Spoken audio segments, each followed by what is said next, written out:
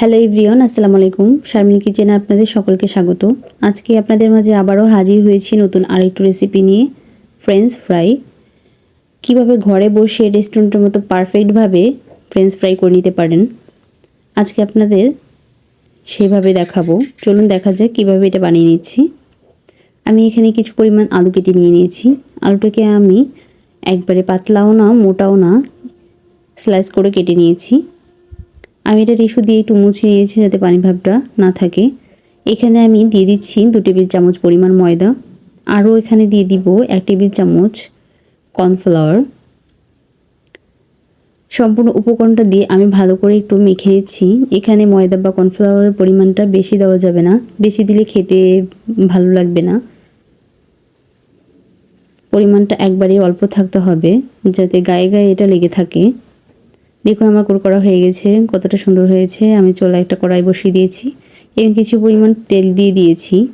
তেলটা যখন একটু গরম হয়ে আসবে তখন আমি সেই আলুগুলা এখানে দিয়ে দিচ্ছি। আলুগুলো দিয়ে আমি একটু নেড়েচেড়ে এটাকে ভেজে নিব। চুলার হিটটা লো স্পিডে রাখতে হবে, হাইতে রাখা যাবে না। রাখলে এটা ভিতর দিয়ে নরম থাকবে এবং উপর দিয়ে পড়ে যাওয়ার সম্ভাবনা থাকে। আমি এটাকে লো স্পিডে মোটামুটি 5-6 মিনিটের মতো এটাকে ভেজে নিব।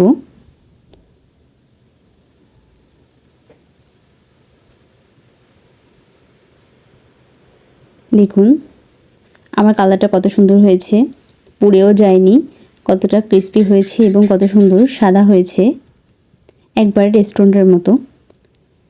আপনারা চাইলে বাসায় একবার ট্রাই করে দেখতে পারেন। দেখুন আমার সম্পূর্ণ ভাজা হয়ে গেছে, আমি তুলে নিয়েছি। অনেকটা ক্রিস্পি হয়েছে আর ভিতরে একবারে মচমচা না, কিছুটা নরম ভাব রয়েছে। একটু নরম থাকলে আসলে খেতে ভালো লাগে, বেশি মচমচা হলে ভালো লাগে না। আমি সবগুলোকে আবারও তেলে 1 মিনিটের জন্য ভেজে নিব, এটা যাতে আরও খেতে টেস্টি হয়ে থাকে। আমি 1 মিনিটের মতো ভেজে নিয়েছি, এখন আমি এগুলোকে তুলে নিব।